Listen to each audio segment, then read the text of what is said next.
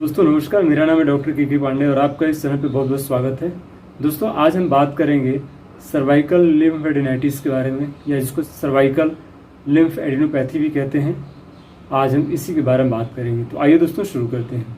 Health care के authentic जानकारी के लिए इस चैनल को सब्सक्राइब करें और बेल आइकन को भी दबाएं ताकि नया अपडेट आपको मिलता रहे। दोस्तों सर्वाइकल लिम्फ एडिनाइटिस या सर्वाइकल लिम्फ नोड्स में स्वेलिंग आ जाना, इसको ही हम लोग बोलते हैं cervical lymph adenitis. Cervical lymph nodes में स्वेलिंग आने के कारण क्या होते हैं दोस्तों, सर्वाइकल लिम्फ नोड्स में स्वेलिंग क्यों आता है, इसके क्या क्या रीजंस होते हैं, आज हम इसी बारे में बात करेंगे। तो दोस्तों पहले हम बात करते हैं कि सर्वाइकल लिम्फ नोड्स क्या होती हैं। सर्वाइकल लिम्फ नोड्स दोस्तों वो लिम्फ नोड्स होती हैं जो सिर्फ सर्वाइकल रीजन में होती हैं। वैसे तो लिम्फ नोड्स आपके पूरे बॉडी में होती है, हर किसी मनुष्य के पूरे शरीर में होती हैं, ठीक है। लेकिन जो सर्वाइकल रीजन में होती है, मतलब आपके गर्दन के पास में, ठीक है, आप देखें यहाँ पे 3-4 लिम्फ नोड्स होती हैं, कान के पीछे होती हैं, टॉन्सिल के पास में यहाँ पे होती है। टॉन्सिल खुद भी अपने आप में एक लिम्फ नोड है, ठीक है। तो ऐसी एक्सिलरी लिम्फ नोड्स होती हैं, ठीक है, हाथ में होती हैं। आपके अलग अलग बॉडी के रीजन्स में अलग अलग लिम्फ नोड्स होती हैं।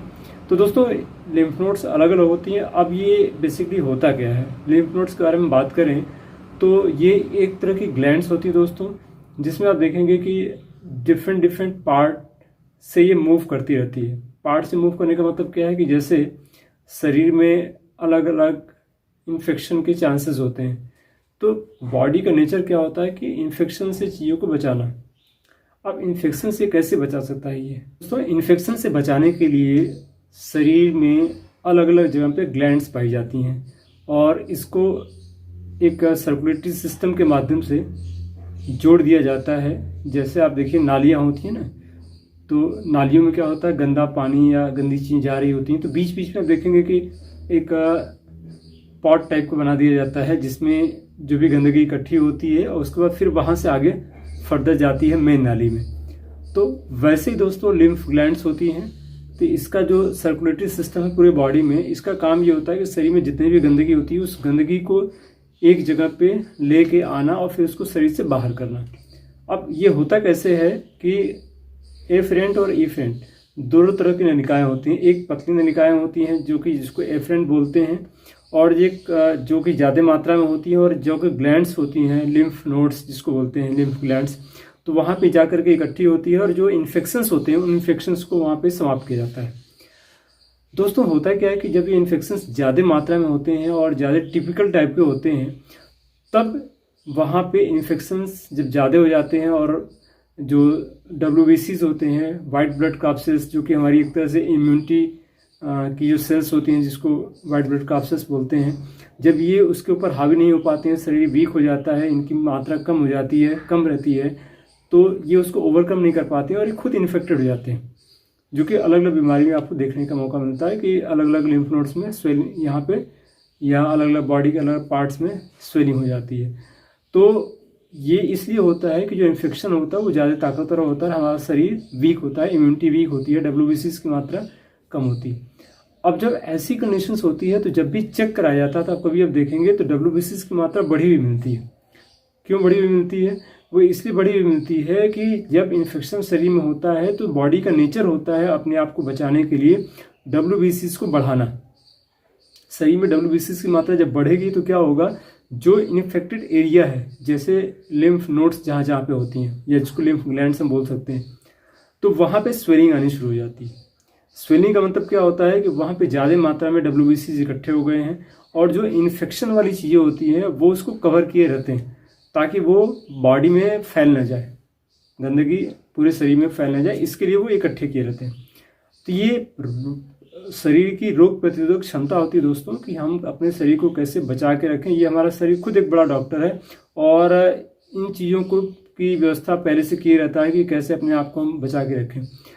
तो मैंने आपको बताया कि ये बड़ा कारण होता है ग्लैंड्स के बढ़ने का, कि जब भी इन्फेक्शन होता है। अब ये इन्फेक्शन कहाँ कहाँ से हो सकता है, अब देखिए बच्चों में ज़्यादातर होता है, सर्दी जुकाम हो जाए या कोई भी इन्फेक्शन वाली चीज़ें हो जाए, खांसी हो जाए या और कोई चीज़ हो जाए, तो ये इन्फेक्शन हो जाता है। इवन दोस्तों जो बड़ी बीमारियाँ होती हैं, जैसे कभी कभी कैंसर हो रहा है या TB या दूसरी और कोई बीमारी, रेमेटॉइड आर्थराइटिस, इन सारी बीमारियों में भी इसमें स्वेलिंग आ जाती है। तो स्वेलिंग का मतलब क्या है कि ये इन्फेक्शन एक जगह से दूसरी जगह पर ना जा पाए, वहाँ पे रुका रहे और शरीर उसको वहीं से उसको ठीक कर दे, इसलिए वहाँ पे स्वेलिंग होती है। और ज़्यादा मात्रा में जो WBCs होते हैं वहाँ पे शरीर प्रोड्यूस करता है और जाकर उसको घेर लेते हैं, आगे बढ़ने नहीं देते।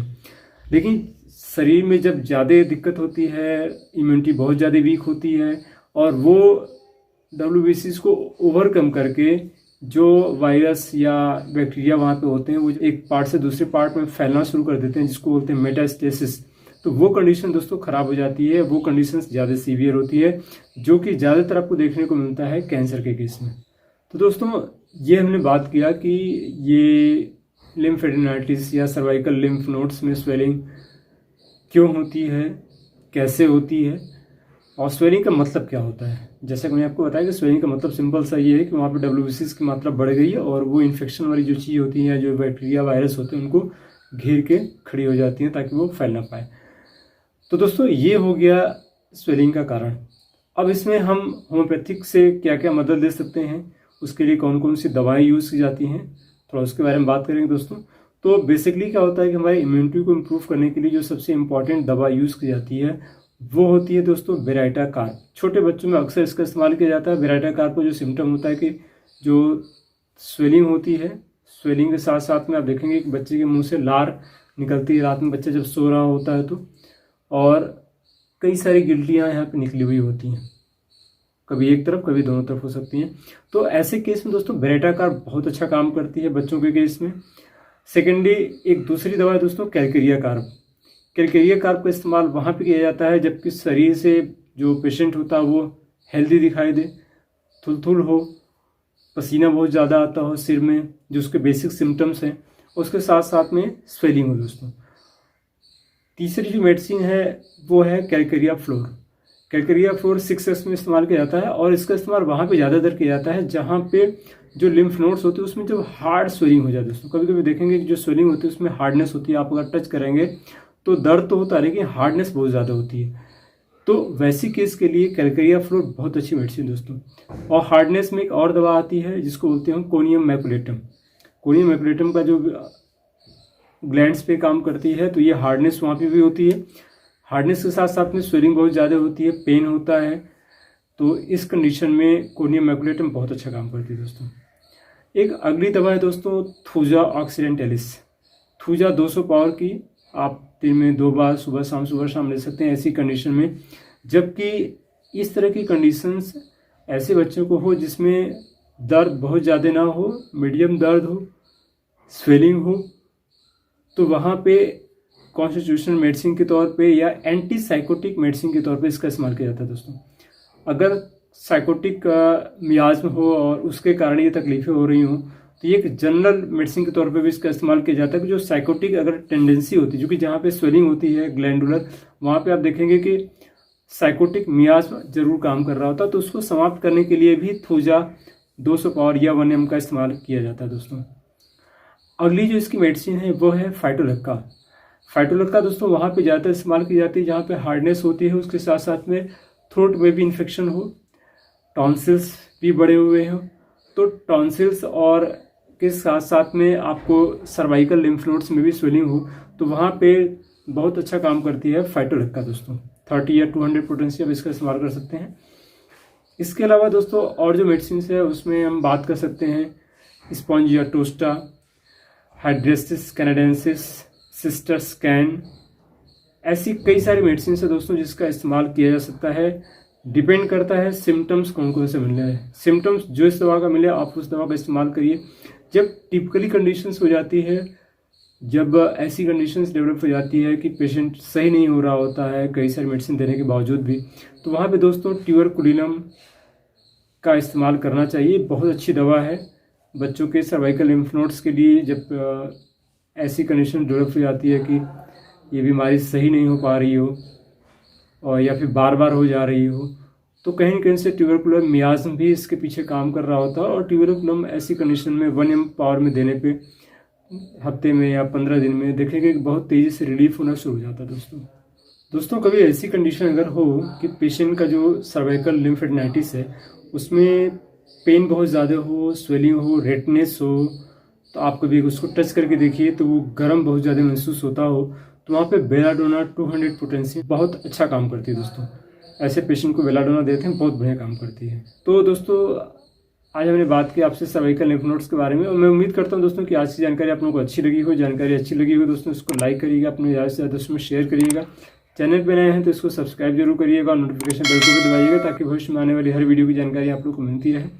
अपना ख्याल रखिएगा दोस्तों, फिर मिलते हैं एक नए वीडियो में। तब तक के लिए जय हिंद, जय भारत।